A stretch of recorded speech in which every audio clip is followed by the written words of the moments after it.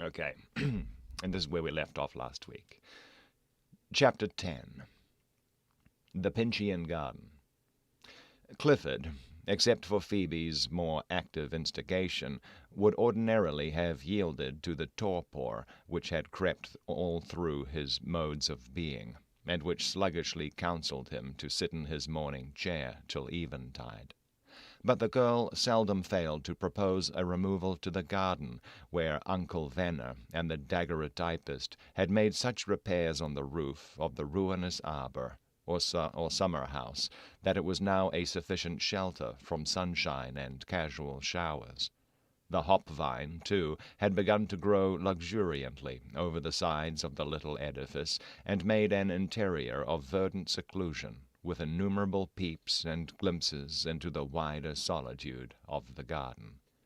Here, sometimes, in this green play-place of flickering light, Phoebe read to Clifford. Her acquaintance, the artist, who appeared to have a literary turn, had supplied her with works of fiction, in pamphlet form, and a few volumes of poetry, in altogether a different style and taste from those which Hepzibah selected for his amusement. Small thanks were due to the books, however, if the girl's readings were in any degree more successful than her elderly cousin's.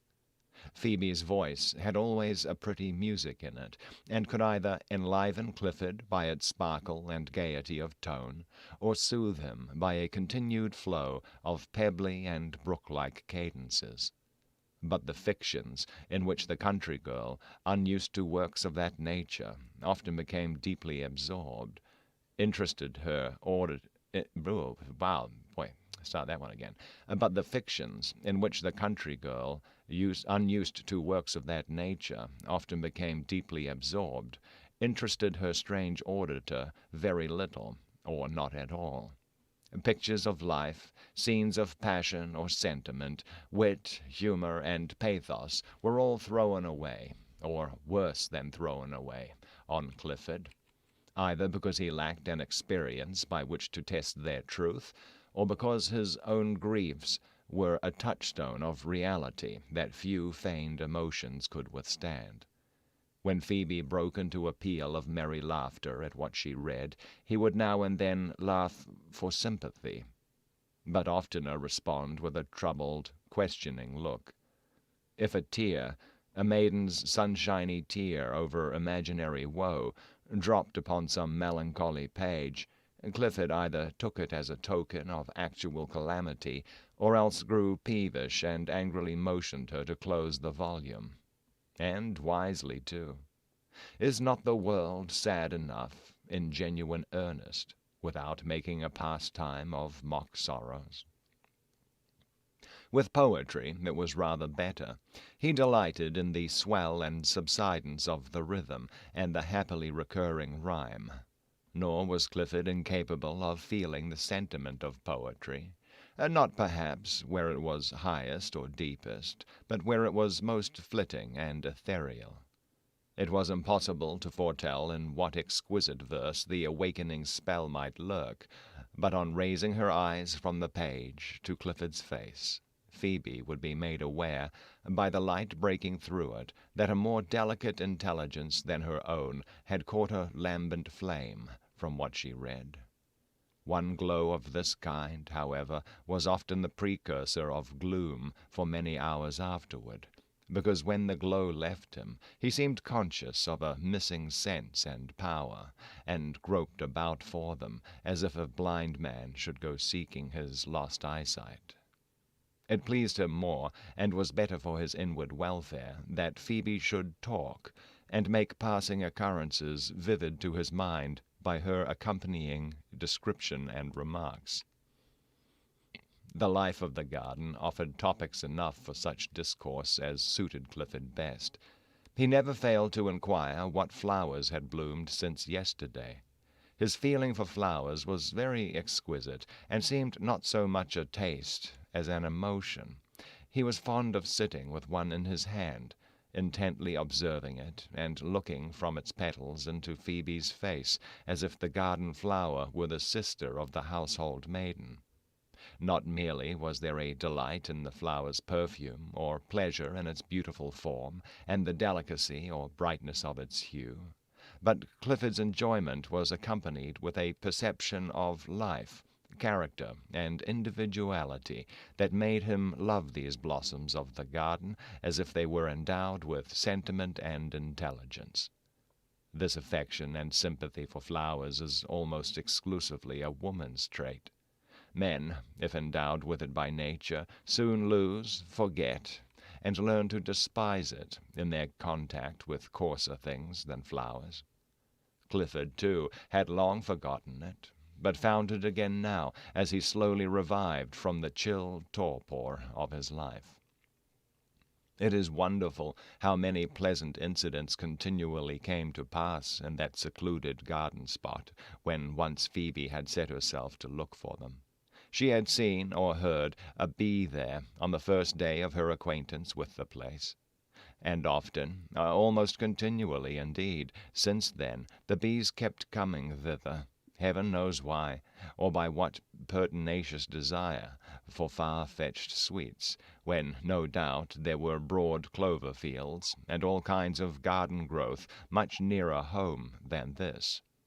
Thither the bees came, however, and plunged into the squash blossoms, as if there were no other squash vines within a long day's flight, or as if the soil of Hepzibah's garden gave its productions just the very quality which these laborious little wizards wanted, in order to impart the hymettus odor to their whole hive of New England honey. When Clifford heard their sunny, buzzing murmur in the heart of the great yellow blossoms, he looked about him with a joyful sense of warmth and blue sky, and green grass, and of God's free air in the whole height from earth to heaven. After all, there need be no question why the bees came to that one green nook in the dusty town.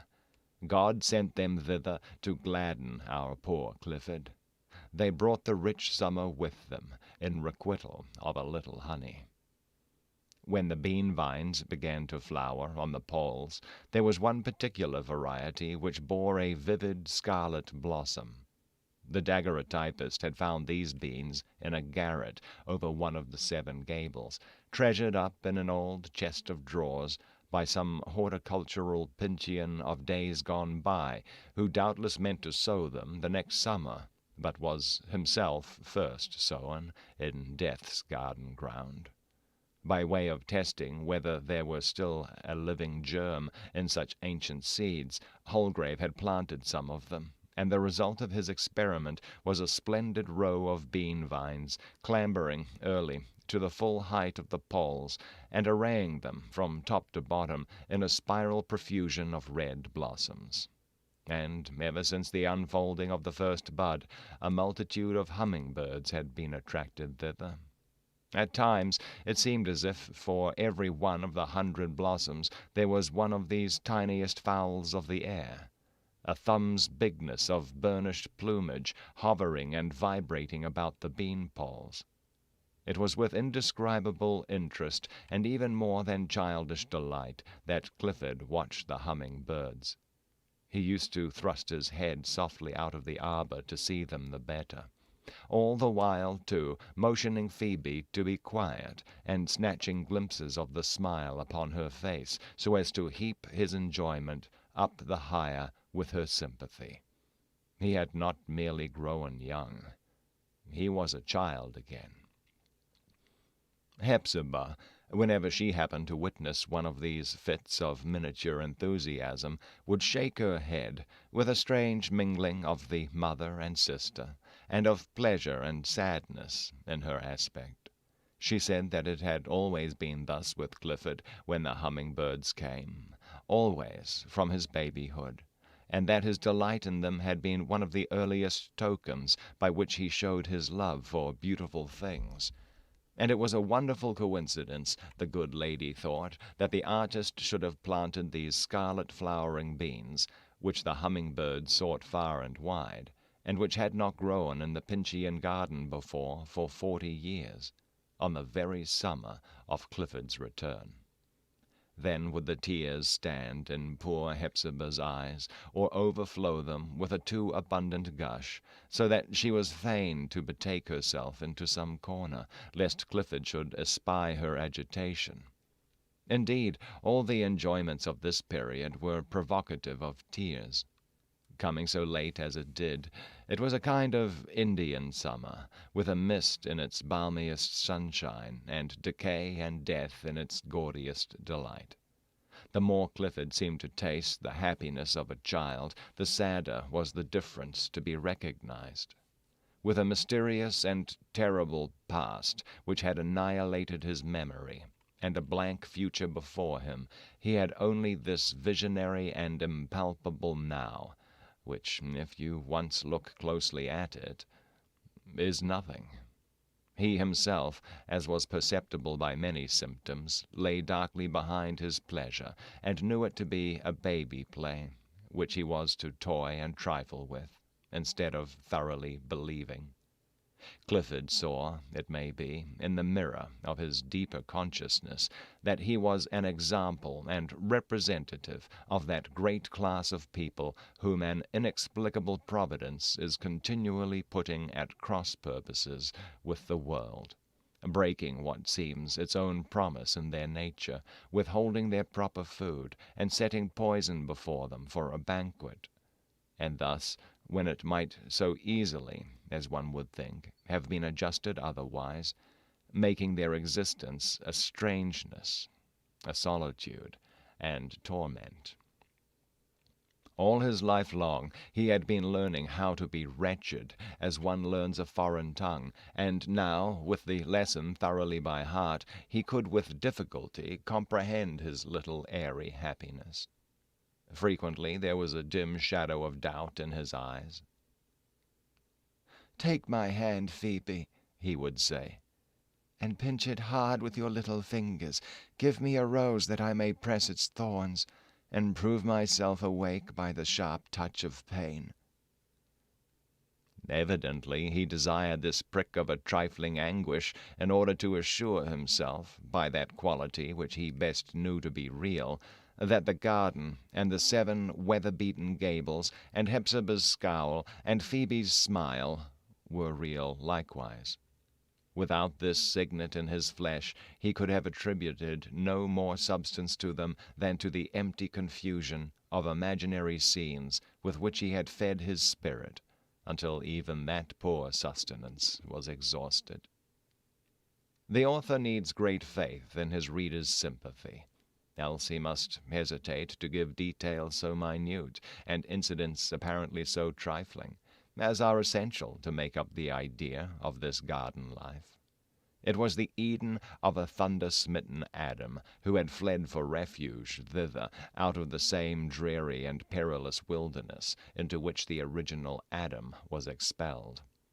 One of the available means of amusement, of which Phoebe made the most in Clifford's behalf, was that feathered society, the hens, a breed of whom, as we have already said, was an immemorial heirloom in the Pinchian family.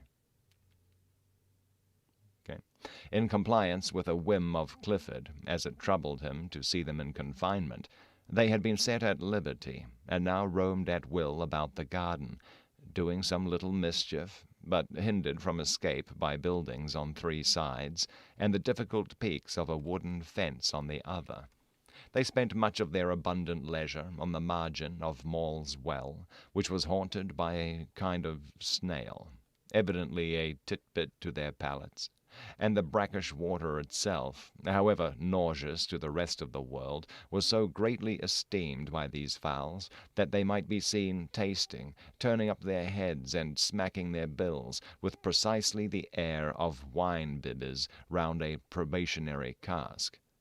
Their generally quiet, yet often brisk, and constantly diversified talk, one to another, or sometimes in soliloquy, as they scratched worms out of the rich black soil, or pecked at such plants as suited their taste, had such a domestic tone that it was almost a wonder why you could not establish a regular interchange of ideas about household matters, human and gallinaceous. we're going to look that word up. Good Lord, gallinaceous. Gallinaceous. Relating to birds of an order, okay, specific birds, which includes domestic poultry and game birds. Wow, okay. Never heard of that word before. Gallinaceous, okay. So domestic poultry, basically, okay.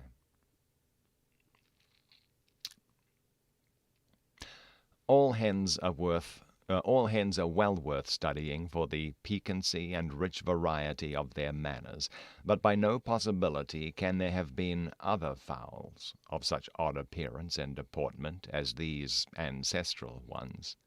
They probably embodied the traditionary peculiarities of their whole line of progenitors, derived through an unbroken succession of eggs. Or else this individual Chanticleer and his 2 wives had grown to be humorists, and a little crack-brained withal, on account of their solitary way of life, and out of sympathy for Hepzibah, their lady patroness. Queer indeed they looked. Chanticleer himself, though stalking on 2 stilt-like legs, with the dignity of interminable descent in all his gestures, was hardly bigger than an ordinary partridge. His 2 wives were about the size of quails, and as for the one chicken, it looked small enough to be still in the egg, and at the same time sufficiently old, withered, wizened, and experienced to have been founder of the antiquated race. Instead of being the youngest of the family, it rather seemed to have aggregated into itself the ages, not only of these living specimens of the breed, but of all its forefathers and foremothers, whose united excellences and oddities were squeezed into its little body. Its mother evidently regarded it as the one chicken of the world, and as necessary, in fact, to the world's continuance, or, at any rate, to the equilibrium of the present system of affairs, whether in church or state. No less a sense of the infant fowl's importance could have justified, even in a mother's eyes, the perseverance with which she watched over its safety, ruffling her small person to twice its proper size, and flying in everybody's face that so much as looked towards her hopeful progeny. No lower estimate could have vindicated the indefatigable zeal with which she scratched, and her unscrupulousness in digging up the choicest flower or vegetable, for the sake of the fat earthworm at its root. Her nervous cluck when the chicken happened to be hidden in the long grass or under the squash leaves, her gentle croak of satisfaction, while sure of it beneath her wing, her note of ill-concealed fear and obstreperous defiance when she saw her arch-enemy, a neighbor's cat, on the top of the high fence. One or other of these sounds was to be heard at almost every moment of the day. By degrees, the observer came to feel nearly as much interest in this chicken of illustrious race as the mother hen did. Phoebe, after getting well acquainted with the old hen, was sometimes permitted to take the chicken in her hand, which was quite capable of grasping its cubic inch or 2 of body. While she curiously examined its hereditary marks, the peculiar speckle of its plumage, the funny tuft on its head, and a knob on each of its legs, the little biped, as she insisted, kept giving her a sagacious wink. The daguerreotypist once whispered her that these marks betokened the oddities of the Pinchian family, and that the chicken itself was a symbol of the life of the old house, embodying its interpretation, likewise, although an unintelligible one, as such clues generally are. It was a feathered riddle, a mystery hatched out of an egg, and just as mysterious as if the egg had been addle. The second of Chanticleer's 2 wives, ever since Phoebe's arrival, had been in a state of heavy despondency, caused, as it afterwards appeared, by her inability to lay an egg. One day, however, by her self-important gait, the sideways turn of her head, and the cock of her eye, as she pried into one and another nook of the garden, croaking to herself all the while with inexpressible complacency, it was made evident that this identical hen, much as mankind undervalued her, carried something about her person the worth of which was not to be estimated either in gold or precious stones. Shortly after, there was a prodigious cackling and gratulation of Chanticleer and all his family, including the wizened chicken, who appeared to understand the matter quite as well as did his sire, his mother, or his aunt. That afternoon Phoebe found a diminutive egg, not in the regular nest, it was far too precious to be trusted there, but cunningly hidden under the currant bushes on some dry stalks of last year's grass. Hepzibah, on learning the fact, took possession of the egg and appropriated it to Clifford's breakfast, on account of a certain delicacy of flavor, for which, as she affirmed, these eggs had always been famous. Thus unscrupulously did the old gentlewoman sacrifice the continuance, perhaps, of an ancient feathered race, with no better end than to supply her brother with a dainty that hardly filled the bowl of a teaspoon. It must have been in reference to this outrage that Chanticleer, the next day, accompanied by the bereaved mother of the egg, took his post in front of Phoebe and Clifford, and delivered himself of a harangue that might have proved as long as his own pedigree, but for a fit of merriment on Phoebe's part. Hereupon the offended fowl stalked away on his long stilts, and utterly withdrew his notice from Phoebe and the rest of human nature, until she made her peace with an offering of spice cake, which, next to snails, was the delicacy most in favor with his aristocratic taste. We lingered too long, no doubt, beside this paltry rivulet of life that flowed through the garden of the Pinchian house, but we deem it pardonable to record these mean incidents and poor delights, because they proved so greatly to Clifford's benefit. They had the earth smell in them, and contributed to give him health and substance. Some of his occupations wrought less desirably upon him. He had a singular propensity, for example, to hang over Maule's Well, and look at the constantly shifting phantasmagoria of figures produced by the agitation of the water over the mosaic work of colored pebbles at the bottom. He said that faces looked upward to him there, beautiful faces, arrayed in bewitching smiles, each momentary face so fair and rosy, and every smile so sunny, that he felt wronged at its departure, until the same flitting witchcraft made a new one. But sometimes he would suddenly cry out, "The dark face gazes at me," and would be miserable the whole day afterwards. Phoebe, when she hung over the fountain by Clifford's side, could see nothing of all this, neither the beauty nor the ugliness, but only the colored pebbles, looking as if the gush of the waters shook and disarranged them. And the dark face that so troubled Clifford was no more than the shadow thrown from a branch of one of the damson trees, and breaking the inner light of Maule's Well. The truth was, however, that his fancy, reviving faster than his will and judgment, and always stronger than they, created shapes of loveliness that were symbolic of his native character, and now and then a stern and dreadful shape that typified his fate. On Sundays, after Phoebe had been at church, for the girl had a church-going conscience, and would hardly have been at ease had she missed either prayer, singing, sermon, or benediction. After church time, therefore, there was ordinarily a sober little festival in the garden. In addition to Clifford, Hepzibah, and Phoebe, 2 guests made up the company. One was the artist, Holgrave, who, in spite of his consociation with reformers and his other queer and questionable traits, continued to hold an elevated place in Hepzibah's regard.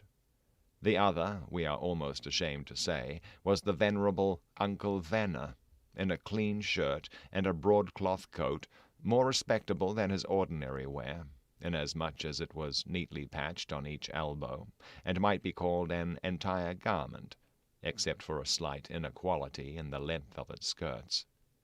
Clifford, on several occasions, had seemed to enjoy the old man's intercourse, for the sake of his mellow, cheerful vein, which was like the sweet flavor of a frost-bitten apple, such as one picks up under the tree in December.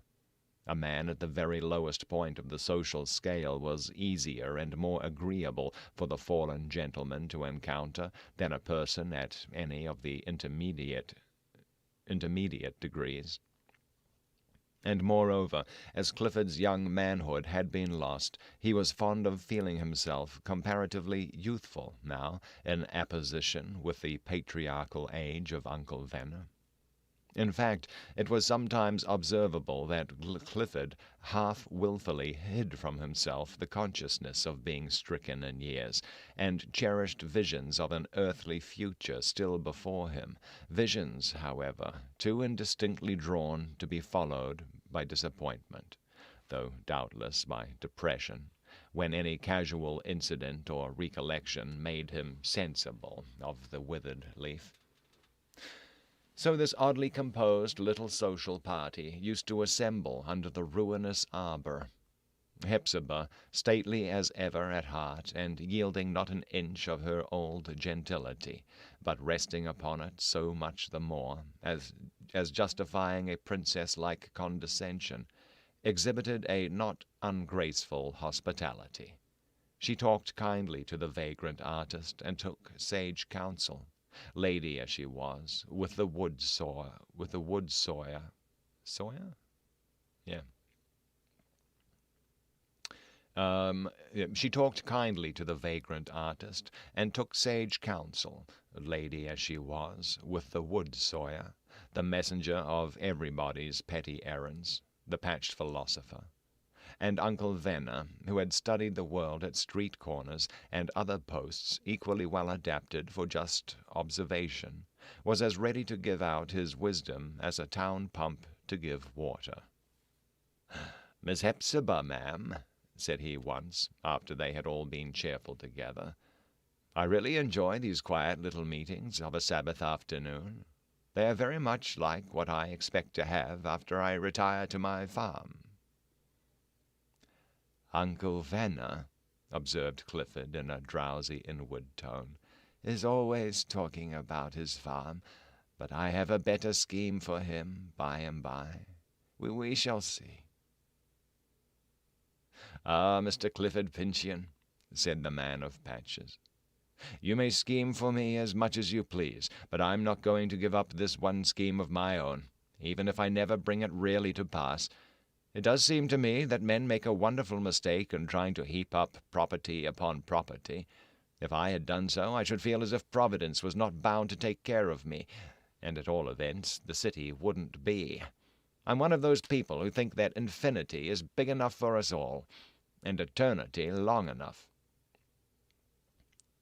"Why, so they are, Uncle Venner," remarked Phoebe after a pause, for she had been trying to fathom the profundity and appositeness. Appositeness. It's going to be appositeness. Appositeness of this concluding apothegm. Oh, good Lord. Okay, we're going to look up these words real fast. Apposite. Apposite. Apposite. Okay. Appositeness. Okay. Apt in the circumstances. Apt in the circumstances. Apt in the circumstances. Okay. And apothegm.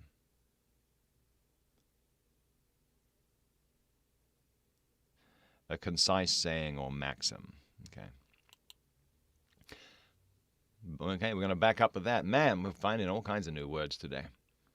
"Why, so they are, Uncle Venner," remarked Phoebe after a pause, for she had been trying to fathom the profundity and the appositeness of this concluding apothegm.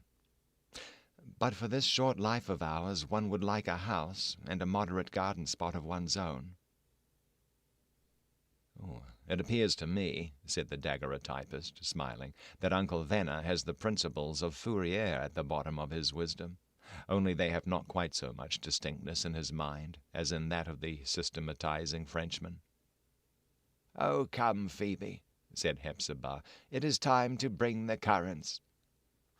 And then, while the yellow richness of the declining sunshine still fell into the open space of the garden, Phoebe brought out a loaf of bread and a china bowl of currants, freshly gathered from the bushes, and crushed with sugar. These, with water, but not from the fountain of ill omen close at hand, constituted all the entertainment.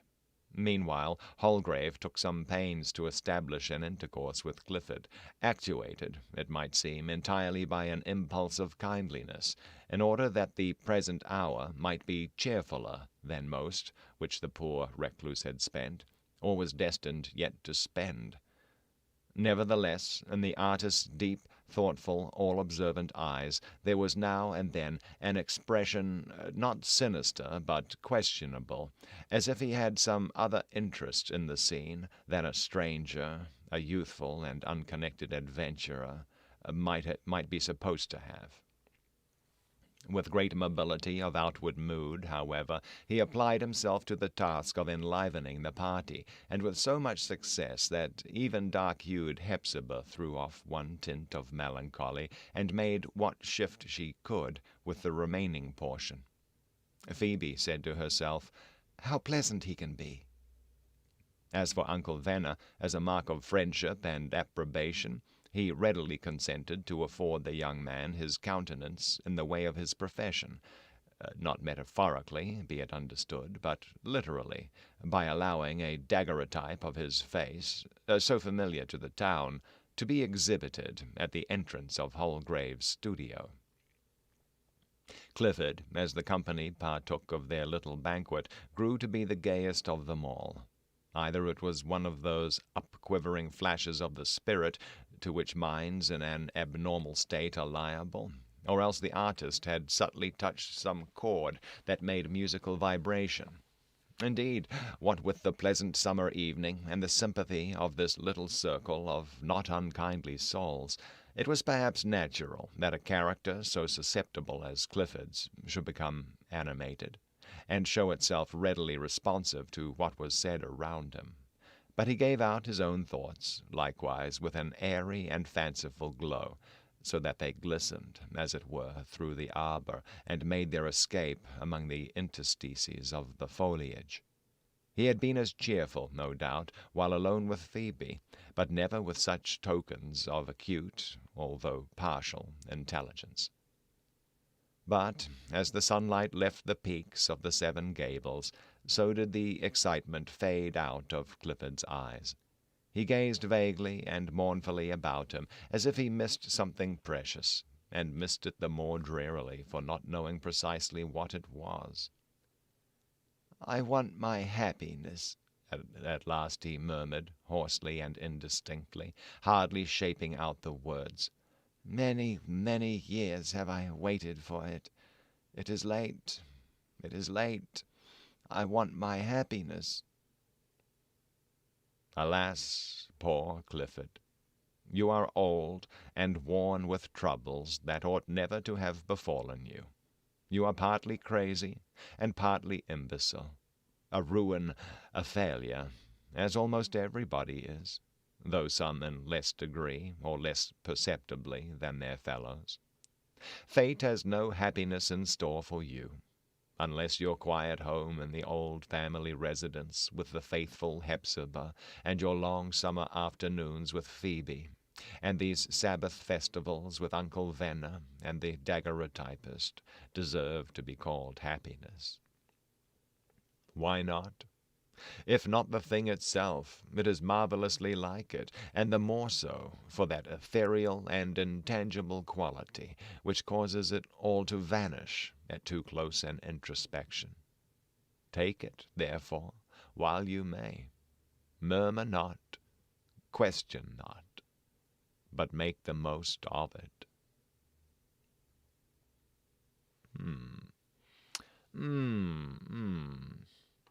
Okay. That was chapter 10. Chapter 10. Okay, getting introduced to yet more characters. Now we've got Uncle Venner running around. Man, really feeling bad for Clifford here. Now you got the and then you have the author himself stepping right into the story there, passing judgments, predictions. Interesting. Okay. A quick little sip of water, and we'll get on with chapter 11. Chapter 11. Man. It's really quiet without Rose here today. Man.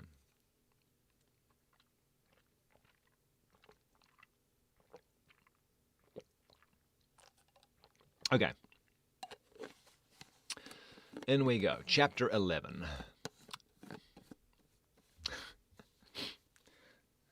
The Arched Window. From the inertness, or what we may term the vegetative character, of his ordinary mood, Clifford would perhaps have been content to spend one day after another, interminably, or at least throughout the summer, in just the kind of life described in the preceding pages. Okay, Anya's working. You got to get that work done, yeah. Fancying, however, that it might be for his benefit occasionally to diversify the scene, Phoebe sometimes suggested that he should look out upon the life of the street. For this purpose they used to mount the staircase together to the second story of the house, where at the termination of a wide entry there was an arched window of uncommonly large dimensions, shaded by a pair of curtains. It opened above the porch, where there had formerly been a balcony, the balustrade of which had long since gone to decay, and been removed. At this arched window, throwing it open, but keeping himself in comparative obscurity by means of the curtain, Clifford had an opportunity of witnessing such a portion of the great world's movement as might be supposed to roll through one of the retired streets of a not very populous city. But he and Phoebe made a sight as well worth seeing as any that the city could exhibit. The pale, grey, childish, aged, melancholy, yet often simply cheerful, and sometimes delicately intelligent aspect of Clifford, peering from behind the faded crimson of the curtain, watching the monotony of everyday occurrences with a kind of inconsequential interest and earnestness, and at every petty throb of his sensibility, turning for sympathy to the eyes of the bright young girl. If once he were fairly seated at the window, even Pinchian Street would hardly be so dull and lonely, but that, somewhere or other along its extent, Clifford might discover matter to occupy his eye, and titillate, if not engross, his observation. Things familiar to the youngest child that had begun its outlook at existence seemed strange to him. A cab, an omnibus, with its populous interior, dropping here and there a passenger, and picking up another, and thus typifying the vast rolling vehicle, the world, the end of whose journey is everywhere and nowhere. These objects he followed eagerly with his eyes, but forgot them before the dust raised by the horses and wheels had settled along their track. As regarded novelties, among which the cabs and omnibuses were to be reckoned, his mind appeared to have lost its proper gripe and retentiveness. Twice or thrice, for example, during the sunny hours of the day, a water cart went along by the Pinchian house. So I just need to stop for a second here. One moment.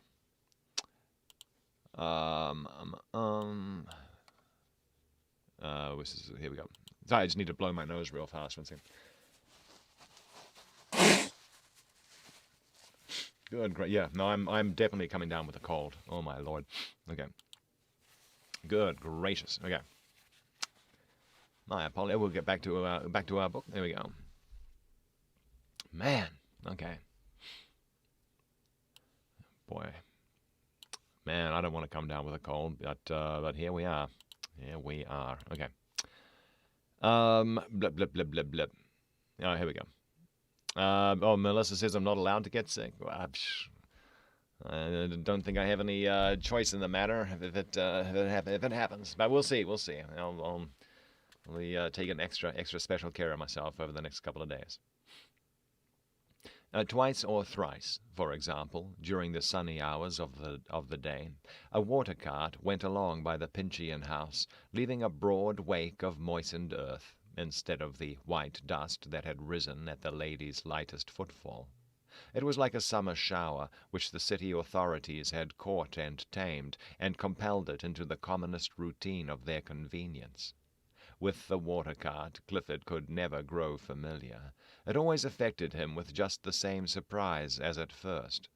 His mind took an apparently sharp impression from it, but lost the recollection of this perambulatory shower, before its next reappearance, as completely as did the street itself, along which the heat so quickly strewed white dust again. It was the same with the railroad. Clifford could hear the obstreperous howl of the steam devil, and by leaning a little way from the arched window could catch a glimpse of the trains of cars flashing a brief transit across the extremity of the street. The idea of terrible energy thus forced upon him was new at every recurrence, and seemed to affect him as disagreeably, and with almost as much surprise, the 100th time as the first. Okay, I'm just going to look up this word here, obstreperous. Noisy and difficult to control. The boy's cocky and obstreperous. Okay. There we go. You shall not get a cold, they say. Okay. Nothing gives a sadder sense of decay than this loss or suspension of the power to deal with unaccustomed things, and to keep up with the swiftness of the passing moment. It can merely be a suspended animation, for were the power actually to perish, there would be little use of immortality. We are less than ghosts for the time being, whenever this calamity befalls us. Clifford was indeed the most inveterate of conservatives. All the antique fashions of the street were dear to him, even such as were characterized by a rudeness that would naturally have annoyed his fastidious senses. He loved the old rumbling and jolting carts, the former track of which he still found in his long-buried remembrance, as the observer of today finds the wheel tracks of ancient vehicles in Herculaneum. The butcher's cart, with its snowy canopy, was an acceptable object. So was the fish cart, heralded by its horn. So, likewise, was the countryman's cart of vegetables, plodding from door to door with long pauses of the patient horse, while his owner drove a trade in turnips, carrots, summer squashes, string beans, green peas, and new potatoes, with half the housewives of the neighborhood. The baker's cart, with the harsh music of its bells, had a pleasant effect on Clifford, because, as few things else did, it jingled the very dissonance of yore. One afternoon a scissor grinder chanced to set his wheel a-going under the Pinchian elm, and just in front of the arched window. Children came running with their mother's scissors, or the carving knife, or the paternal razor, or anything else that lacked an edge, except, indeed, poor Clifford's wits, that the grinder might apply the article to his magic wheel, and give it back as good as new. Round went the busily revolving machinery, kept in motion by the scissor grinder's foot, and wore away the hard steel against the hard stone, whence issued an intense and spiteful prolongation of a hiss as fierce as those emitted by Satan and his compeers in Pandemonium, though squeezed into smaller compass. It was an ugly little venomous serpent of a noise, as ever did petty violence to human ears. But Clifford listened with rapturous delight. The sound, however disagreeable, had very brisk life in it, and, together with the circle of curious children watching the revolutions of the wheel, appeared to give him a more vivid sense of active, bustling, and sunshiny existence than he had attained in almost any other way. Nevertheless, its charm lay chiefly in the past, for the scissor-grinder's wheel had hissed in his childish ears. He sometimes made doleful complaint that there were no stagecoaches nowadays, and he asked in an injured tone what had become of all those square-topped chaises, with wings sticking out on either side, that used to be drawn by a plough-horse, and driven by the farmer's wife and daughter, peddling whortleberries and blackberries about the town. Their disappearance made him doubt, he said, whether the berries had not left off growing in the broad pastures and along the shady country lanes. But anything that appealed to the sense of beauty, in however humble a way, did not require to be recommended by these old associations. This was observable when one of those Italian boys, who are rather a modern feature of our streets, came along with his barrel organ and stopped under the wide and cool shadows of the elm. With his quick professional eye he took note of the two faces watching him from the arched window, and opening his instrument began to scatter its melodies abroad.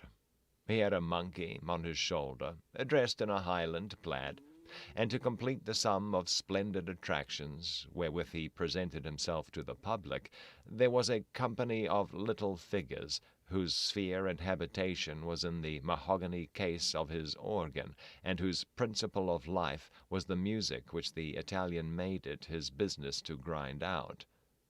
In all their variety of occupation, the cobbler, the blacksmith, the soldier, the lady with her fan, the toper with his bottle, the milkmaid sitting by her cow, this fortunate little society might truly be said to enjoy a harmonious existence, and to make life literally a dance. I was going to look up what a toper is. The toper with his bottle. What's a toper? Archaic. Drink alcohol to excess. Okay. All right, so that's like a wino, I guess. Okay. The wino in his bottle. Oh, skipped a page. Okay. Blah, blah, blah. Okay, we'll back up. In all their variety of occupation, the cobbler, the blacksmith, the soldier, the lady with her fan, the toper with his bottle, the milkmaid sitting by her cow, this fortunate little society might truly be said to enjoy a harmonious existence, and to make life literally a dance. The Italian turned a crank, and behold, every one of these small individuals started into the most curious vivacity. The cobbler wrought upon a shoe, the blacksmith hammered his iron, the soldier waved his glittering blade, the lady raised a tiny breeze with her fan. The jolly toper swigged lustily at his bottle, a scholar opened his book with an eager thirst for knowledge, and turned his head to and fro along the page. The milkmaid energetically drained her cow, and a miser counted gold into his strong-box. All at the same turning of a crank. Yes, and, moved by the same self-impulse, a lover saluted his mistress on her lips. Possibly some cynic, at once merry and bitter, had desired to signify, in this pantomimic scene, that we mortals, whatever our business or amusement, however serious, however trifling, all dance to one identical tune, and in spite of our ridiculous activity, bring nothing finally to pass. For the most remarkable aspect of the affair was, that at the cessation of the music, everybody was petrified at once, from the most extravagant life into a dead torpor. Neither was the cobbler's shoe finished, nor the blacksmith's iron shaped out, nor was there a drop less of brandy in the toper's bottle, nor a drop more of milk in the milkmaid's pail, nor one additional coin in the miser's strong-box, nor was the scholar a page deeper in his book. All were precisely in the same condition as before they made themselves so ridiculous, by their haste to toil, to enjoy, to accumulate gold, and to become wise. Saddest of all, moreover, the lover was none the happier for the maiden's granted kiss. But rather than swallow this last too acrid ingredient, we reject the whole moral of the show. Man, this is it's all kinds of I don't know. He just seems to get like it's almost like he's just distracted. He goes off on tangent after tangent after tangent, going into so much detail about like it's almost like he's being distracted from the story. Okay, let's see. Just a little sip of water and we'll get right back into it. He likes his words. He certainly does. Good Lord. I don't think I've had to look up as many words in any other book that we've read here as we have with Nathaniel Hawthorne.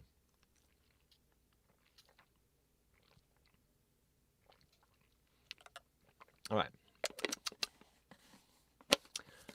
Okay, that's good. That's good. All right. Let's continue. All right. The monkey, meanwhile, with a thick tail curling out into preposterous prolixity from beneath his tartans. Okay, listen. Prolixity. Really? Prolixity, prolix. Using or containing too many words, tediously lengthy. He found the narrative too prolix and discursive. Okay. Usually of speech or writing. Okay. The monkey, meanwhile, with a thick tail curling out into preposterous prolixity from beneath his tartans, took his station at the Italian's feet.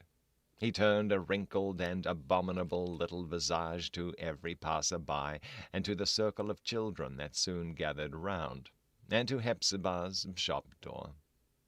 Hey there, B.W. Good to see you.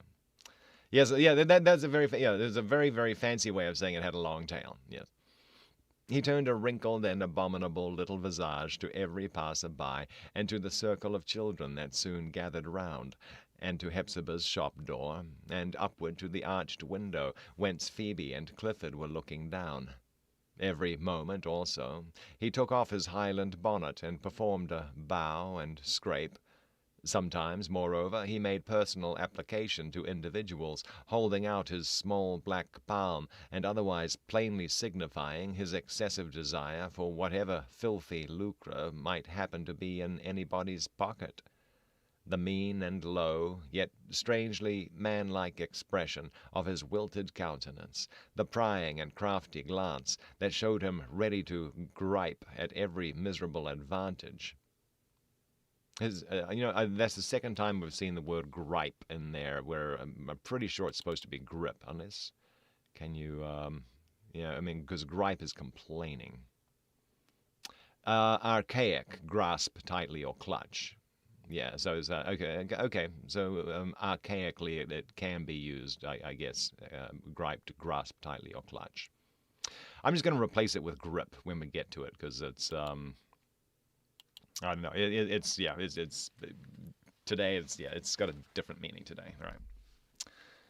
All right. The mean and low, yet strangely man-like expression of his wilted countenance, the prying and crafty glance that showed him ready to grip at every miserable advantage, his enormous tail, too enormous to be decently concealed under his gabardine.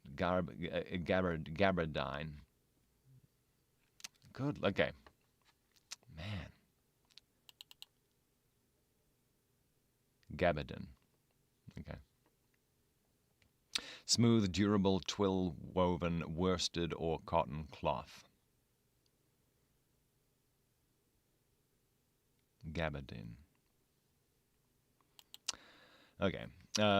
His enormous tail, too enormous to be decently concealed under his gabardine, and the deviltry of nature which it betokened, take this monkey just as he was, in short, and you could desire no better image of the mammon of copper coin, symbolizing the grossest form of the love of money.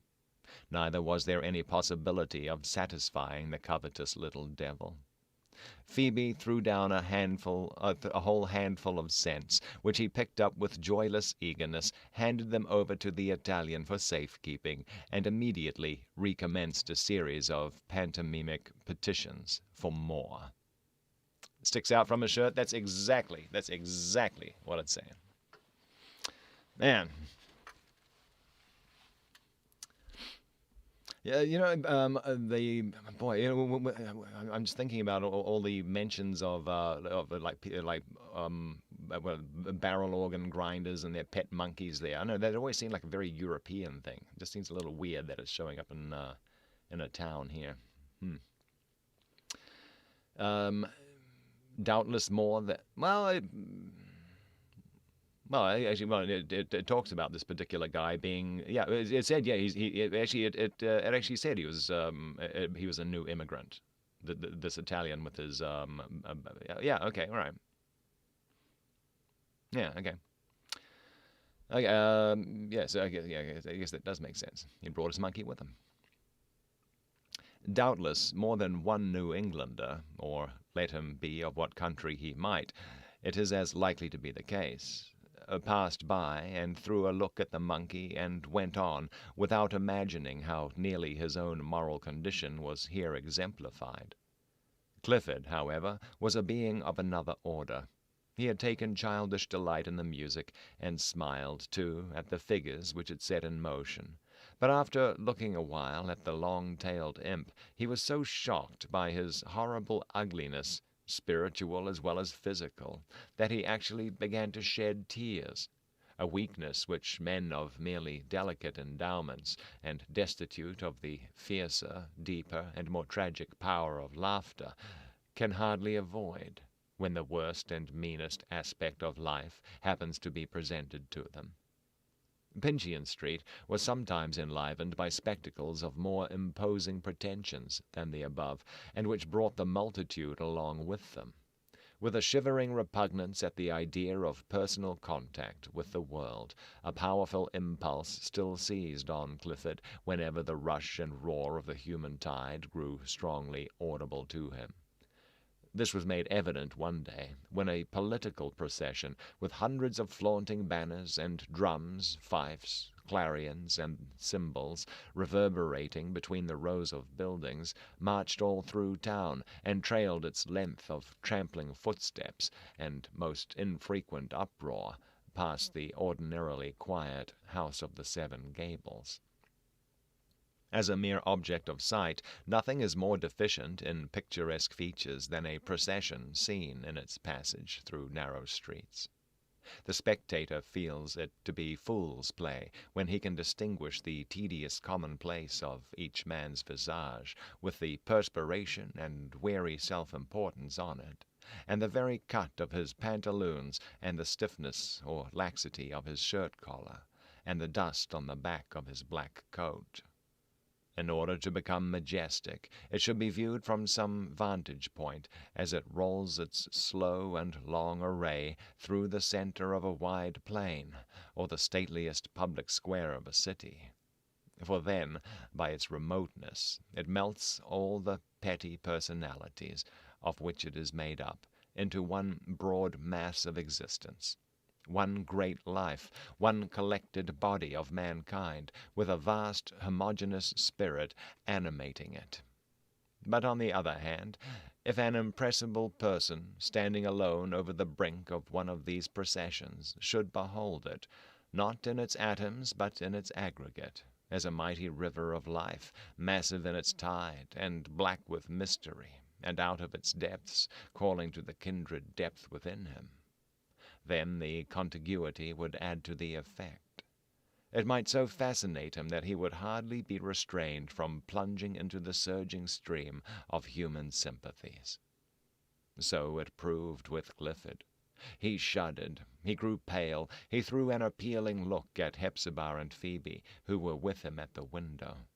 They comprehended nothing of his emotions, and supposed him merely disturbed by the unaccustomed tumult.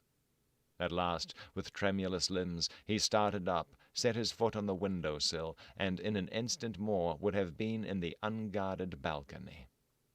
As it was, the whole procession might have seen him, a wild, haggard figure, his grey locks floating in the wind that waved their banners. A lonely being, estranged from his race, but now feeling himself man again by virtue of the irrepressible instinct that possessed him. Had Clifford attained the balcony, he would probably have leaped into the street, but whether impelled by the species of terror that sometimes urges his victims over the very precipice which he shrinks from, or by a natural magnetism tending towards the great center of humanity, it were not easy to decide. Both impulses might have wrought on him at once. "What's up there, Joey? Joey, you need coffee for all these new words." Yeah, no doubt. No doubt, man. Actually, that's something I need to fix here. I need some way of getting coffee into my little studio here. I need a little side table off to the side to put a cup of coffee on. So I could really use some about now. Anyway, how are you doing, Joey? It's good to see you. So there, Wesley. Wesley West is with us as well. Good morning. Good morning, man. This is some tricky reading. Tricky reading. I gotta say, so far, I mean, it's been very descriptive. It's pulling up all kinds of imagery and the like. But I think I think he's getting in the way of his own story. I think with all these pictures that he's painting. I think I think there was more story by this point. I think in the Scarlet Letter. I think you're going to take a sip every time you look something up. Good Lord, you're going to be you're not going to be able to sit in your seat there with all the caffeine jangling your nerves. Man. Okay. Actually, I'm going to have a little sip of water, and then we're going to get back into it. Man, everyone's drinking coffee except me. That's not fair.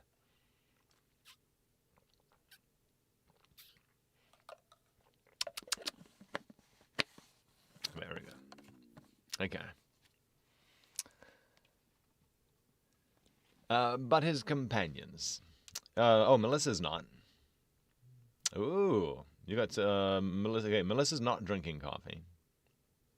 Yeah, well, I don't drink coffee past noon. So yeah, but and when it's noon when I finish this, so I miss my coffee now, and when I'm done, I just can't have any. Otherwise, I'll be up all night. All night. And Wesley is drinking some homemade lemonade special blend. That'll be Joey and the Missus catching Book Club Live. Yeah. I'm glad you can make it. Monday through Thursday we do this. Monday through Thursday, 10 a.m. Pacific is when we start, 1 p.m. Eastern. Yeah. It's always good to see you. A day old Wawa. Oh, wow. I haven't heard Wawa in a long time. Wawa Pumpkin Spice Black for you. Yeah. Oh, yeah, those Wawa stores. Man, they don't have those over here. Yeah, all over the East Coast there, the Wawa. That and the what's the name of that other chain of things that they had over there? Piggly Wiggly's a fun one. It's just got a fun name. All right. Blah, blah, blah. Okay, we got to get back to our story though. Let's do it. But oh yeah. Are you still streaming, by the way, Joey? I'll catch up with that at the end of the chapter. Here we go. But his companions, affrighted by his gesture, which was that of a man hurried away in spite of himself, seized Clifford's garment and held him back. Hepzibah shrieked. Phoebe, to whom all extravagance was a horror, burst into sobs and tears. "Oh, Clifford, Clifford, are you crazy?" cried his sister. "I hardly know, Hepzibah," said Clifford, drawing a long breath. "Fear nothing. It is over now, but had I taken that plunge and survived it, methinks it would have made me another man." Possibly, in some sense, Clifford may have been right.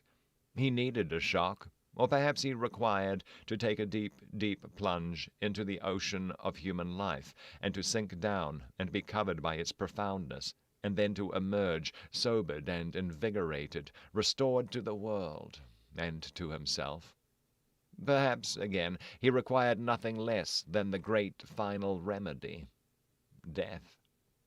A similar yearning to renew the broken links of brotherhood with his kind sometimes showed itself in a milder form, and once it was made beautiful by the religion that lay even deeper than itself. In the incident now to be sketched, there was a touching recognition on Clifford's part of God's care and love towards him, towards this poor, forsaken man, who, if any mortal could, might have been pardoned for regarding himself as thrown aside, forgotten, and left to be the sport of some fiend whose playfulness was an ecstasy of mischief. It was the Sabbath morning, one of those bright, calm Sabbaths with its own hallowed atmosphere, when heaven seems to diffuse itself over the earth's face in a solemn smile, no less sweet than solemn. On such a Sabbath morn, were we pure enough to be its medium, we should be conscious of the earth's natural worship ascending through our frames, on whatever spot of ground we stood. The church bells, with various tones, but all in harmony, were calling out and responding to one another, "It is the Sabbath, yea, the Sabbath." And over the whole city the bells scattered the blessed sounds, now slowly, now with livelier joy, now one bell alone, now all the bells together, crying earnestly, "It is the Sabbath," and flinging their accents afar off to melt into the air and pervade it with the holy word. The air, with God's sweetest and tenderest sunshine in it, was meet for mankind to breathe into their hearts, and send it forth again as the utterance of prayer. Clifford sat at the window with Hepzibah, watching the neighbors as they stepped into the street. All of them, however unspiritual on other days, were transfigured by the Sabbath influence, so that their very garments, whether it were an old man's decent coat, well brushed for the 1000th time, or a little boy's first sack and trousers, finished yesterday by his mother's needle, had somewhat of the quality of ascension robes. Forth, likewise, from the portal of the old house stepped Phoebe, putting up her small green sunshade, and throwing upward a glance and smile of parting kindness to the faces at the arched window. In her aspect there was a familiar gladness and a holiness that you could play with, and yet reverence it as much as ever. She was like a prayer, offered up in the homeliest beauty of one's mother tongue. Fresh was Phoebe, moreover, and airy and sweet in her apparel, as if nothing that she wore, neither her gown, nor her small straw bonnet, nor her little kerchief, any more than her snowy stockings, had ever been put on before, or if worn, were all the fresher for it, and with a fragrance as if they had lain among the rosebuds. The girl waved her hand to Hepzibah and Clifford, and went up the street, a religion in herself, warm, simple, true, with a substance that could walk on earth, and a spirit that was capable of heaven. "Hepzibah," asked Clifford, after watching Phoebe to the corner, "do you never go to church?"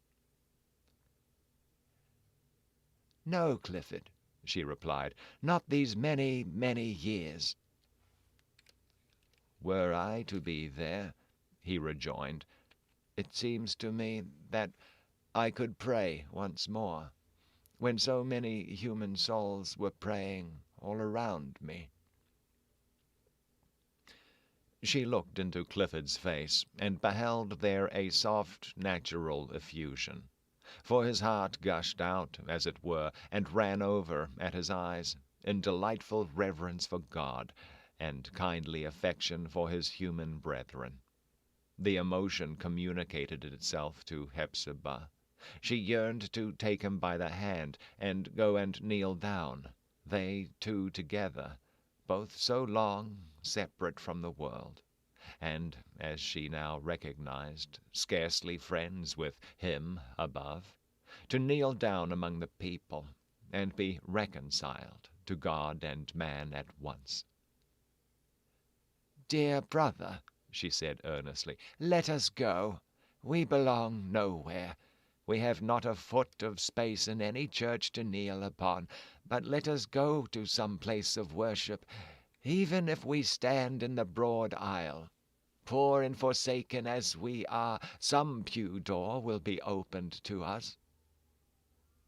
So Hepzibah and her brother made themselves ready as they could, in the best of their old-fashioned garments, which had hung on pegs or been laid away in trunks so long that the dampness and mouldy smell of the past was on them, made themselves ready in their faded bettermost to go to church.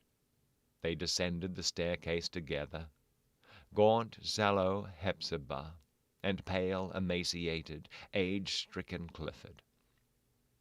They pulled open the front door, and stepped across the threshold, and felt, both of them, as if they were standing in the presence of the whole world, and with mankind's great and terrible eye on them alone. The eye of their father seemed to be withdrawn, and gave them no encouragement. The warm sunny air of the street made them shiver. Their hearts quaked within them at the idea of taking one step farther. "It cannot be, Hepzibah. It is too late," said Clifford with deep sadness. "We are ghosts. We have no right among human beings, no right anywhere but in this old house, which has a curse on it, and which therefore we are doomed to haunt. And besides," he continued, with a fastidious sensibility inalienably characteristic of the man, "it would not be fit nor beautiful to go. It is an ugly thought that I should be frightful to my fellow beings, and that children would cling to their mothers' gowns at sight of me." They shrank back into the dusky passageway, and closed the door. But going up the staircase again, they found the whole interior of the house tenfold more dismal, and the air closer and heavier, for the glimpse and breath of freedom which they had just snatched. They could not flee. Their jailer had but left the door ajar in mockery, and stood behind it to watch them stealing out. At the threshold they felt his pitiless grip upon them. For what other dungeon is so dark as one's own heart? What jailer so inexorable as one's self? But it would be no fair picture of Clifford's state of mind were we to represent him as continually or prevailingly wretched. On the contrary, there was no other man in the city, we are bold to affirm, of so much as half his years, who enjoyed so many lightsome and griefless moments as himself. He had no burden of care upon him. There were none of those questions and contingencies, with the future to be settled, which wear away all other lives, and render them not worth having by the very process of providing for their support. In this respect he was a child for the whole term of his existence, be it long or short. Indeed, his life seemed to be standing still at a period little in advance of childhood, and to cluster all his reminiscences about that epoch, just as, after the torpor of a heavy blow, the sufferer's reviving consciousness goes back to a moment considerably behind the accident that stupefied him. He sometimes told Phoebe and Hepzibah his dreams, in which he invariably played the part of a child or a very young man. So vivid were they in his relation of them that he once held a dispute with his sister as to the particular figure or print of a chintz morning dress which he had seen their mother wear in the dream of the preceding night. Hepzibah, piquing herself on a woman's accuracy in such matters, held it to be slightly different from what Clifford described. But, producing the very gown from an old trunk, it proved to be identical with his remembrance of it.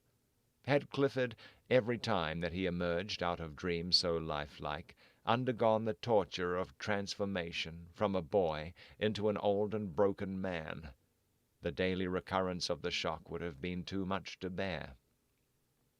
It would have caused an acute agony to thrill from the morning twilight, all the day through, until bedtime, and even then would have mingled a dull, inscrutable pain and pallid hue of misfortune with the visionary bloom and adolescence of his slumber.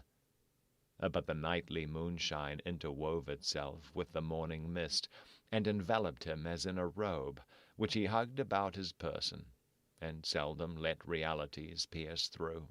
He was not often quite awake, but slept open-eyed, and perhaps fancied himself most dreaming then.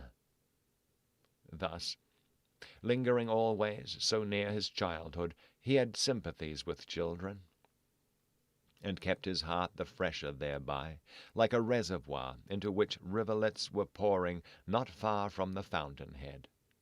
Though prevented by a subtle sense of propriety from desiring to associate with them, he loved few things better than to look out of the arched window and see a little girl driving her hoop along the sidewalk, or schoolboys at a game of ball. Their voices also were very pleasant to him, heard at a distance, all swarming and intermingling together, as flies do, in a sunny room. Guys, just need to take a minute here. 1 second. One second. Gotta blow the old schnozzle here. Just 1 second. Very stuffed up today. 1 second. Oh my goodness. Okay. Joey says, yes, I had to take a break for a while. Okay, break from streaming. Okay. To get, got to take care of the IRL stuff, of course, yeah. For now, you're streaming a few evenings a week. All right. Yeah, we should get some Fortnite or something going on the weekend. If, yeah, I don't know. We'll see if we can make that work. I've been getting a few wins in. Getting a few wins in there. All right. We'll go back to our book in just a second. Man, this is, okay, just another little sip of water there, and then we'll get on with it.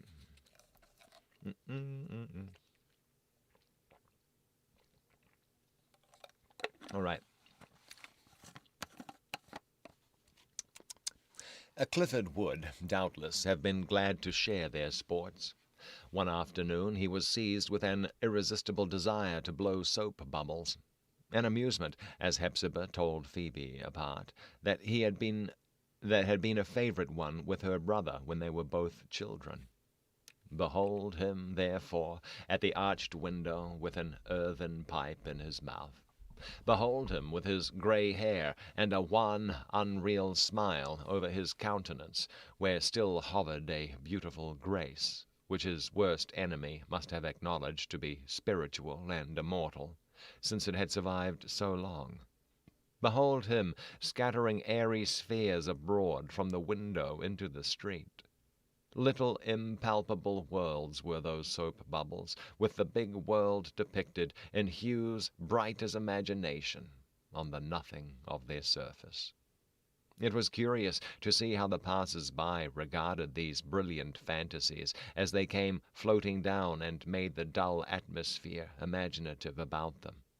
Some stopped to gaze, and perhaps carried a pleasant recollection of the bubbles onward as far as the street corner. Some looked angrily upward, as if poor Clifford wronged them by setting an image of beauty afloat so near their dusty pathway. A great many put out their fingers or their walk-sticks to touch withal, and were perversely gratified, no doubt, when the bubble, with all its pictured earth and sky scene, vanished as if it had never been. At length, just as an elderly gentleman of very dignified presence happened to be passing, a large bubble sailed majestically down and burst right against his nose.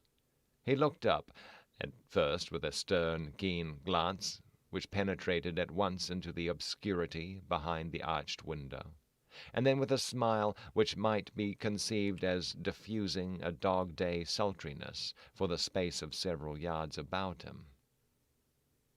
"Aha, Cousin Clifford!" cried Judge Pinchian. "What, still blowing soap bubbles?" The tone seemed as if meant to be kind and soothing, but yet had a bitterness of sarcasm in it.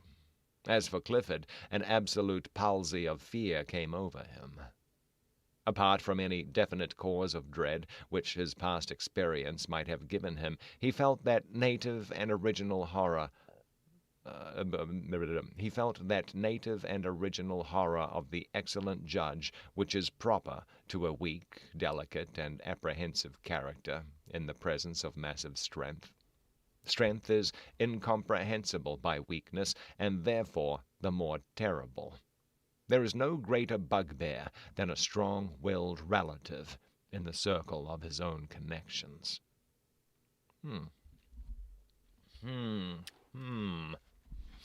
All right, I'm just going to do a quick little page count here. 1 second. 1, 2, 3, 4, 5, 6, 7, 8, 9, 10, 11, 12, 13, 14, 15, 16, 17, 18, 19, 20. 1, 2, 3, 4, 5, 6, 7, 8, 9, 30. 1, 2, 3. Yeah, don't think we're going to have time for that. 30-odd pages. We've got about 30 minutes. Yeah, we can do that. We can do that. Chapter 12. The Dagger, a Typist. We're going to go a little over time tonight, but it should be okay. I'm just going to just take a quick little look at the YouTube page here. What have we got? Well, so we've got 7 viewers. All right. Little by little, we're building up our viewership here. More coffee, and I'll fly through it. Man, ain't no coffee here. Ain't no coffee. Chapter 12. The Dagger, a Typist.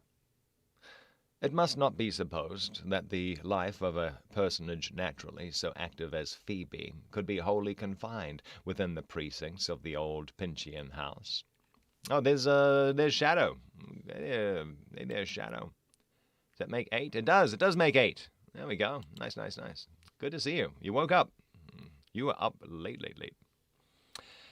It must not be supposed that the life of a personage naturally so active as Phoebe could be wholly confined within the precincts of the old Pinchian house.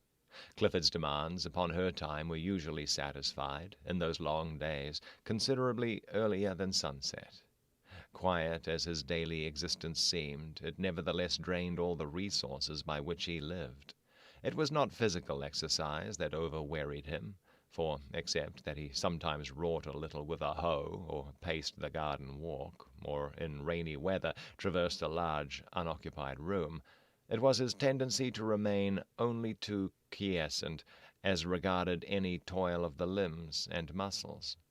But either there was a smouldering fire within him that consumed his vital energy, or the monotony that would have dragged itself with benumbing effect over a mind differently situated was no monotony to Clifford. Possibly he was in a state of second growth and recovery, and was constantly assimilating nutriment for his spirit and intellect from sights, sounds, and events which passed as a perfect void to persons more practiced with the world.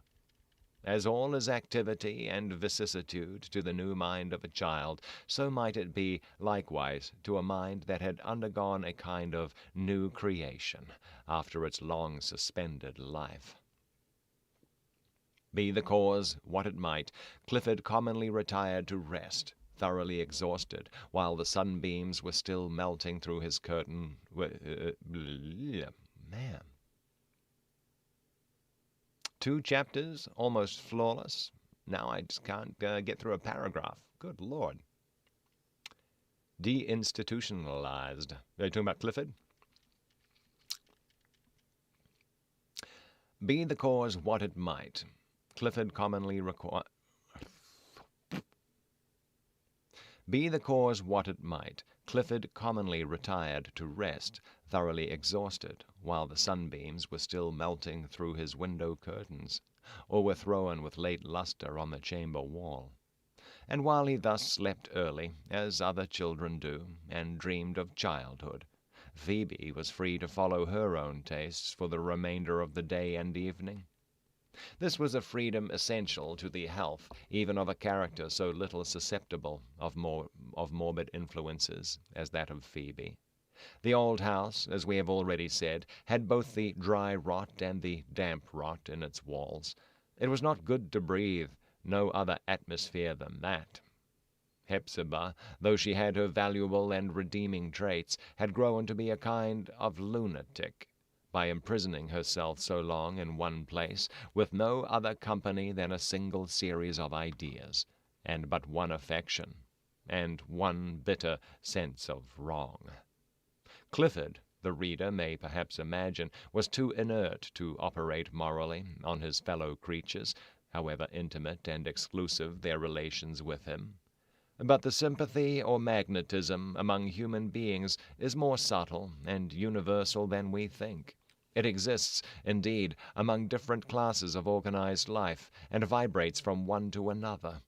A flower, for instance, as Phoebe herself observed, always begins to droop sooner in Clifford's hand, or Hepzibah's, than in her own, and by the same law converting her whole daily life into a flower fragrance for these two sickly spirits, the blooming girl must inevitably droop and fade much sooner than if worn on a younger and happier breast. Unless she had now and then indulged her brisk impulses, and breathed rural air in a suburban walk, or ocean breezes along the shore, had occasionally obeyed the impulse of nature in New England girls by attending a metaphysical or philosophical lecture, or viewing a 7-mile panorama, or listening to a concert, had gone shopping about the city, ransacking entire depots of splendid merchandise and bringing home a ribbon, had employed, likewise, a little time to read the Bible in her chamber, and had stolen a little more to think of her mother and her native place. Unless for such moral medicines as the above, we should soon have beheld our poor Phoebe grow thin, and put on a bleached, unwholesome aspect, and assume strange, shy ways, prophetic of old maidenhood, and a cheerless future. Even as it was, a change grew visible, a change partly to be regretted, although whatever charm it infringed upon was repaired by another, perhaps more precious. She was not so constantly gay, but had her moods of thought, which Clifford, on the whole, liked better than her former phase of unmingled cheerfulness, because now she understood him better and more delicately, and sometimes even interpreted him to himself. Her eyes looked larger and darker and deeper, so deep at some silent moments that they seemed like artesian wells, down, down into the infinite. She was less girlish than when we first beheld her alighting from the omnibus, less girlish, but more a woman. The only youthful mind with which Phoebe had an opportunity of frequent intercourse was that of the Dagger typist. Inevitably, by the pressure of the seclusion about them, they had been brought into habits of some familiarity. Had they met under different circumstances, neither of these young persons would have been likely to bestow much thought upon the other, unless, indeed, their extreme dissimilarity should have proved a principle of mutual attraction. Both, it is true, were characters proper to New England life, and possessing a common ground, therefore, in their more external developments, but as unlike but as unlike in their respective interiors as if their native climes had been at world-wide distance. During the early part of their acquaintance, Phoebe had held back rather more than was customary, with her frank and simple manners, from Holgrave's not very marked advances. Nor was she yet satisfied that she knew him well, although they almost daily met and talked together, in a kind, friendly, and what seemed to be a familiar way. The artist, in a desultory manner, had imparted to Phoebe something of his history. Young as he was, and had his career terminated at the point already attained, there had been enough of incident to fill very creditably an autobiographic volume. A romance on the plan of Gil Blas, adapted to American society and manners, would cease to be a romance. The experience of many individuals among us who think it hardly worth the telling would equal the vicissitudes of the Spaniard's earlier life, while their ultimate success, or the point whither they tend, may be incomparably higher than any that a novelist would imagine for his hero. Holgrave, as he told Phoebe somewhat proudly, could not boast of his origin, unless as being exceedingly humble, nor of his education, except that it had been the scantiest possible, and obtained by a few winter months' attendance at a district school. Left early to his own guidance, he had begun to be self-dependent while yet a boy, and it was a condition aptly suited to his natural force of will. Though now but 22 years old, lacking some months, which are years in such a life, he had already been, first, a country schoolmaster, next a salesman in a country store, and either at the same time or afterwards the political editor of a country newspaper.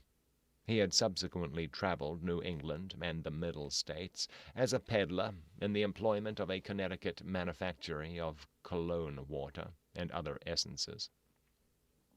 In an episodical way, he had studied and practiced dentistry, and with very flattering success, especially in many of the factory towns along our inland streams. As a supernumerary official of some kind or other aboard a packet ship, he had visited Europe and found means, before his return, to see Italy and part of France and Germany. At a later period, he had spent some months in a community of Fourierists. What are Fourierists? They were talking about Fourier earlier. Fourierism. A system for the reorganization of society into self-sufficient cooperatives, in accordance with the principles of the French socialist Charles Fourier. Okay. Interesting, all right.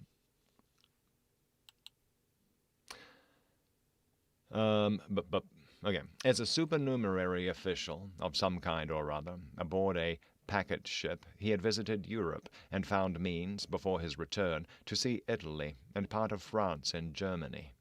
At a later period, he had spent some months in a community of Fourierists.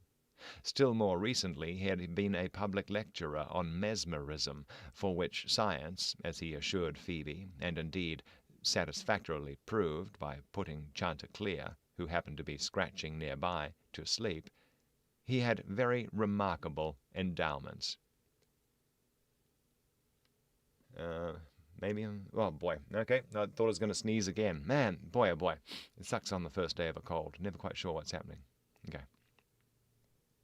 His present phase as a daguerreotypist was of no more importance in his own view, nor likely to be more permanent than any of the preceding ones. It had been taken up with the careless alacrity of an adventurer who had his bread to earn. It would be thrown aside as carelessly whenever he should choose to earn his bread by some other equally digressive means. But what was most remarkable, and perhaps showed a more than common poise in the young man, was the fact that, amid all these personal vicissitudes, he had never lost his identity. homeless as he had been, continually changing his whereabout, and therefore responsible neither to public opinion nor to individuals, putting off one exterior and snatching up another to be soon shifted for a third, he had never violated the innermost man, but had carried his conscience along with him. It was impossible to know Holgrave without recognizing this to be the fact. Hepzibah had seen it. Phoebe soon saw it likewise, and gave him the sort of confidence which such a certainty inspires. She was startled, however, and sometimes repelled, not by any doubt of his integrity to whatever law he acknowledged, but by a sense that his law differed from her own. He made her uneasy, and seemed to unsettle everything around her by his lack of reverence for what was fixed, unless at a moment's warning it could establish its right to hold its ground. Then, moreover, she scarcely thought him affectionate in his nature. He was too calm and cool an observer. Phoebe felt his eye often, his heart seldom or never. He took a certain kind of interest in Hepzibah and her brother, and Phoebe herself. He studied them attentively, and allowed no slightest circumstance of their individualities to escape him. He was ready to do them whatever good he might, but, after all, he never exactly made common cause with them, nor gave any reliable evidence that he loved them better in proportion as he knew them more. In his relations with them he seemed to be in quest of mental food, not heart sustenance. Phoebe could not conceive what interested him so much in her friends and herself, intellectually, since he cared nothing for them, or comparatively so little, as objects of human affection. Always in his interviews with Phoebe the artist made especial inquiry as to the welfare of Clifford, whom, except at the Sunday festival, he seldom saw. "Does he still seem happy?" he asked one day. "As happy as a child," answered Phoebe, "but, like a child, too, very easily disturbed." "How disturbed?" inquired Holgrave. "By things without, or by thoughts within?" "Oh, I cannot see his thoughts. How should I?" replied Phoebe with simple piquancy. "Very often his humor changes without any reason that can be guessed at, just as a cloud comes over the sun. Latterly, since I have begun to know him better, I feel it to be not quite right to look closely into his moods. He has had such a great sorrow that his heart is made all solemn and sacred by it. When he is cheerful, when the sun shines into his mind, then I venture to peep in, just as far as the light reaches, but no further. It is holy ground where the shadow falls."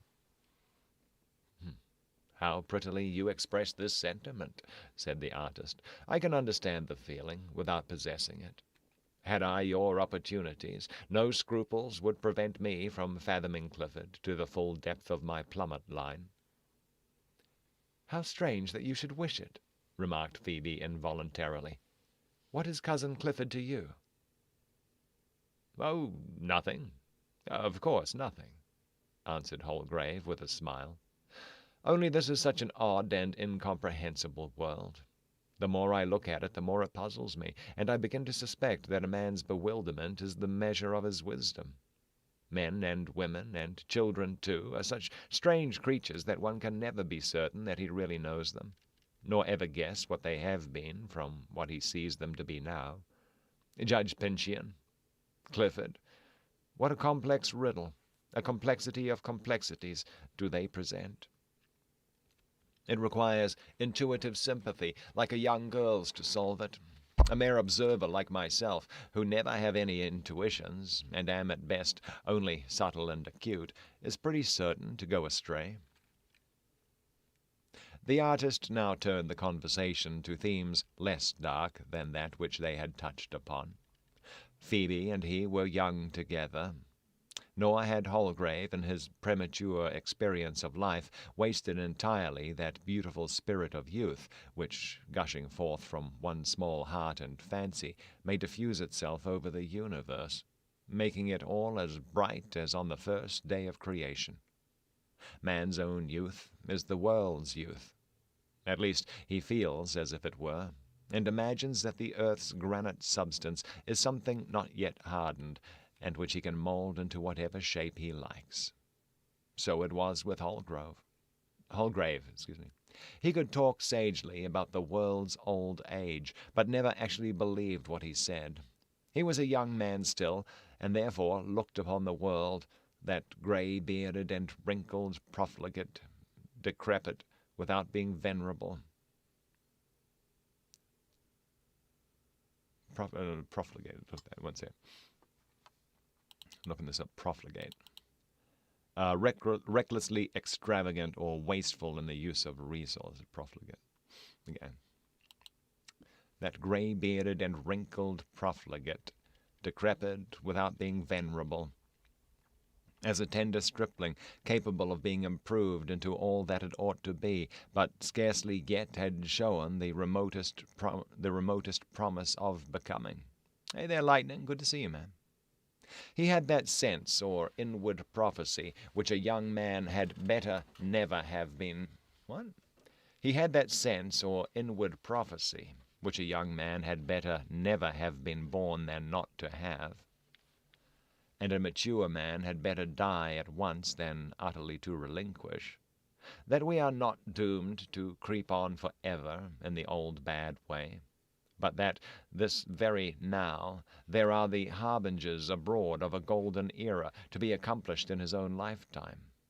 It seemed to Holgrave, as doubtless it has seemed to be the hopeful of every century since the epoch of Adam's grandchildren, that in this age, more than ever before, the moss-grown and rotten past is to be torn down, and lifeless institutions to be thrust out of the way, and their dead corpses buried, and everything to begin anew. As to the main point, may we never live to doubt it. As to the better centuries that are coming, the artist was surely right. His error lay in supposing that this age, more than any past or future one, is destined to see the tattered garments of antiquity exchanged for a new suit, instead of gradually renewing themselves by patchwork. In applying his own little lifespan as the measure of an interminable achievement, and more than all, in fancying that it mattered anything to the great end in view, and more than all, in fancying that it mattered anything to the great end in view, whether he himself should contend for it or against it. Yet it was well for him to think so. This enthusiasm, infusing itself through the calmness of his character, and thus taking an aspect of settled thought and wisdom, would serve to keep his youth pure, and make his aspirations high. And when, with the years settling down more weightily upon him, his early faith should be modified by inevitable experience, it would be with no harsh and sudden revolution of his sentiments. He would still have faith in man's brightening destiny, and perhaps love him all the better, as he should recognize his helplessness in his own behalf, and the haughty faith with which he began life would be well bartered for a far humbler one at its close, in discerning that man's best directed effort accomplishes a kind of dream, while God is the sole worker of realities. Holgrave had read very little, and that little in passing through the thoroughfare of life, where the mystic language of books was necessarily mixed up with the babble of the multitude, so that both one and the other were apt to lose any sense that might have been properly their own. He considered himself a thinker, and was certainly of a thoughtful turn, but with his own path to discover, had perhaps hardly yet reached the point where an educated man begins to think. The true value of his character lay in that deep consciousness of inward strength which made all his past vicissitudes seem merely like a change of garments. You know, that word vicissitudes, they must have read that a dozen times today. Change of circumstance or fortune, typically one that is unwelcome or unpleasant. Right.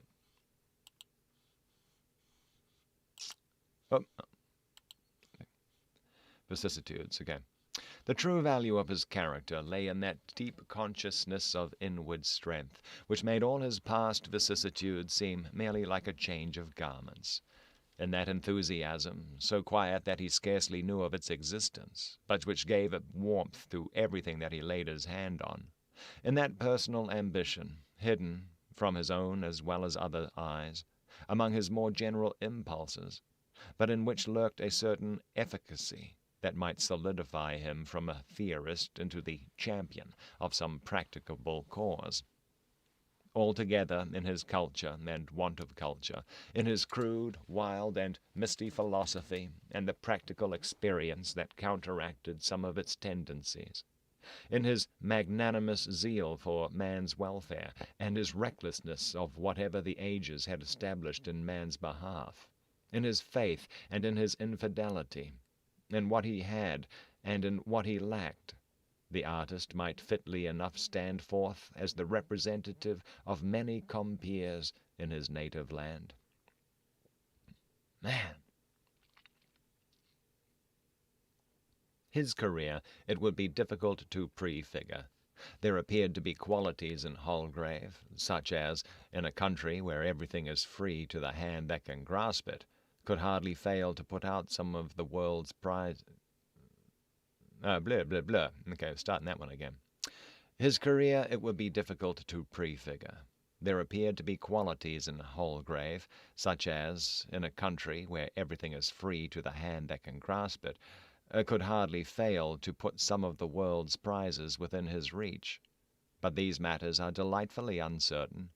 At almost every step in life we meet with young men of just about Holgrave's age, for whom we anticipate wonderful things, but of whom, even after much and careful inquiry, we never happen to hear another word. The effervescence of youth and passion, and the fresh gloss of the intellect and imagination, endow them with a false brilliancy, which make fools of themselves and other people. Like certain chintzes, calicoes, and ginghams, they show finely in their first newness, but cannot stand the sun and rain, and assume a very sober aspect after washing day. But our business is with Holgrave, as we find him on this particular afternoon, and in the arbor of the Pinchian garden. In that point of view, it was a pleasant sight to behold this young man with so much faith in himself, and so fair an appearance of admirable powers, so little harmed, too, by the many tests that had tried his mettle. It was pleasant to see him in his kindly intercourse with Phoebe. Her thought had scarcely done him justice when it pronounced him cold, or if so, he had grown warmer now. Without such purpose on her part, and unconsciously on his, she made the house of the Seven Gables like a home to him, and the garden a familiar precinct. With the insight on which he prided himself, he fancied that he could look through Phoebe, and all around her, and could read her off like a page of a child's story-book. But these transparent natures are often deceptive in their depth. Those pebbles at the bottom of the fountain are farther from us than we think. Thus the artist, whatever he might judge of Phoebe's capacity, was beguiled by some silent charm of hers to talk freely of what he dreamed of doing in the world. He poured himself out as to another self. Very possibly he forgot Phoebe while he talked to her, and was moved only by the inevitable tendency of thought, when rendered sympathetic by enthusiasm and emotion, to flow in the first safe reservoir which it finds. But had you peeped at them through the chinks of the garden fence, the young man's earnestness and heightened color might have led you to suppose that he was making love to the young girl. At length something was said by Holgrave that made it apposite for Phoebe to inquire what had first brought him acquainted with her cousin Hepzibah, and why he now chose to lodge in the desolate old Pinchian house. Without directly answering her, he turned from the future, which had heretofore been the theme of his discourse, and began to speak of the influences of the past. One subject, indeed, is but the reverberation of the other. "Shall we never, never get rid of this past?" cried he, keeping up the earnest tone of his preceding conversation. It lies upon the present like a giant's dead body. In fact, the case is just as if a young giant were compelled to waste all his strength in carrying about the corpse of the old giant, his grandfather, who died a long time ago, and only needs to be decently buried. Just think a moment, and it will startle you to see what slaves we are to bygone times, to death, if we give the matter the right word. But I do not see it, observed Phoebe.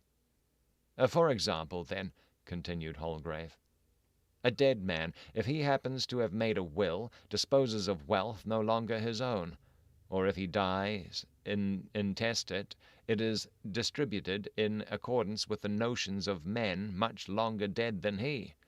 A dead man sits on all our judgment seats, and living judges do but search out and repeat his decisions. We read in dead men's books, we laugh at dead men's jokes, and cry at dead men's pathos. We are sick of dead men's diseases, physical and moral, and die of the same remedies with which dead doctors kill their patients. We worship the living deity according to dead men's forms and creeds. Whatever we seek to do of our own free motion, a dead man's icy hand obstructs us.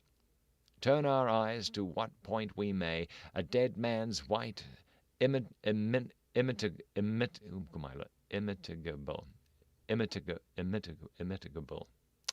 a dead man's white, immitigable face encounters them and freezes our very heart, and we must be dead ourselves before we can begin to have our proper influence on our own world, which will then be no longer our world, but the world of another generation, with which we shall have no shadow of a right to interfere. I ought to have said, too, that we live in dead men's houses, as, for instance, in this of the Seven Gables. And why not, said Phoebe, so long as we can be comfortable in them? But we shall live to see the day, I trust, went on the artist, when no man shall build his house for posterity.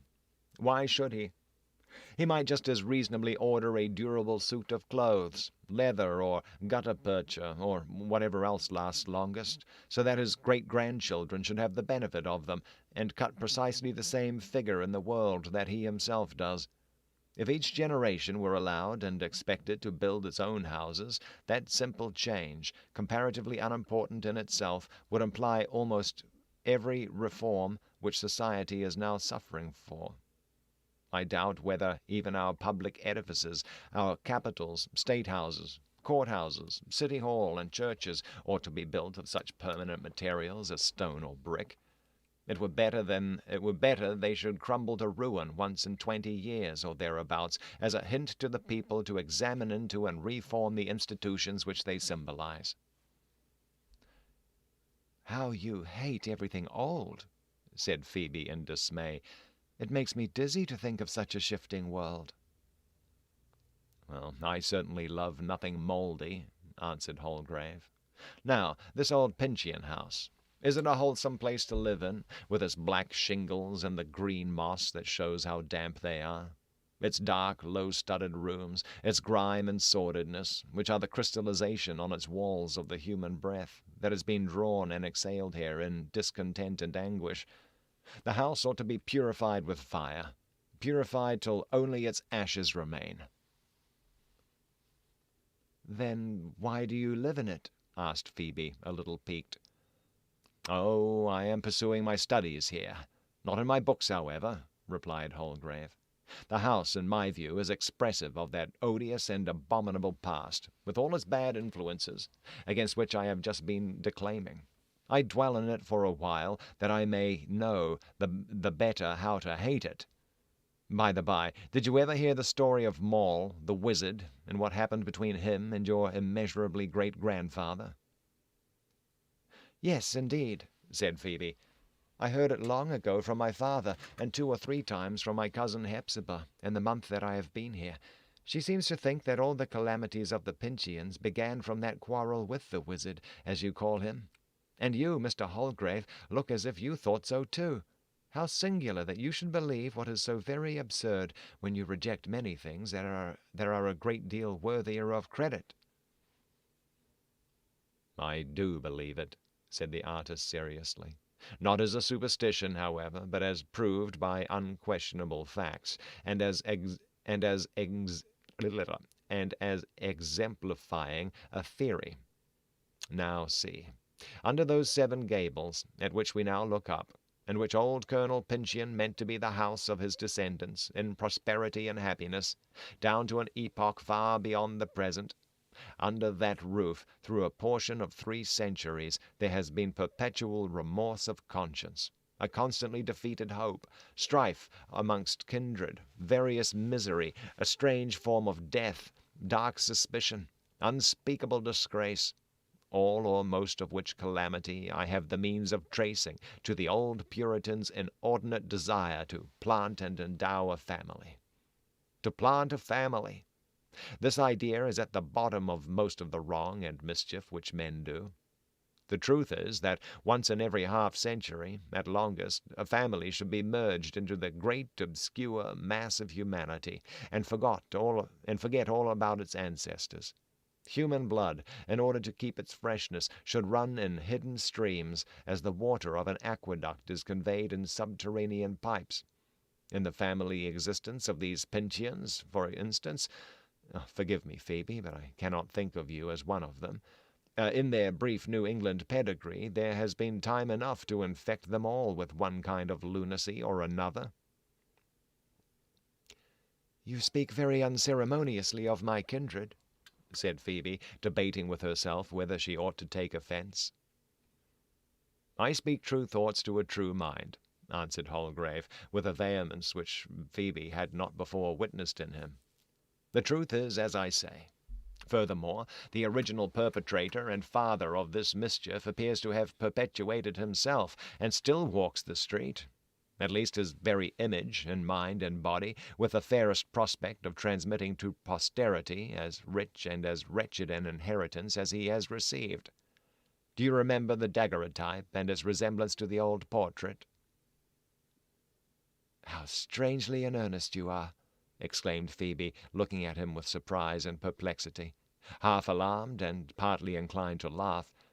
"You talk of the lunacy of the Pinchians. Is it contagious?"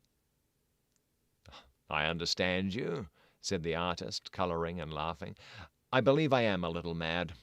This subject has taken hold of my mind with the strangest tenacity of clutch since I have lodged in yonder old gable. As one method of throwing it off, I have put an incident of the Pinchian family history, with which I happen to be acquainted, into the form of a legend, and mean to publish it in a magazine." "Do you write for the magazine?" inquired Phoebe. "Is it possible you do not know it?" cried Holgrave. "Well, such is literary fame.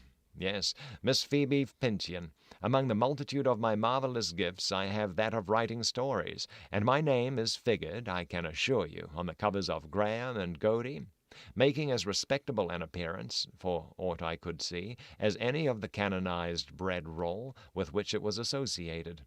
In the humorous line I am thought to have a pretty way with me, and as for pathos, I am as provocative of tears as an onion. But shall I read you my story?" "Yes, if it's not very long," said Phoebe, and added laughingly, "nor very dull." As this latter point was one which the daguerreotypist could not decide for himself, he produced forthwith his roll of manuscript, and while the late sunbeams gilded the 7 Gables, began to read.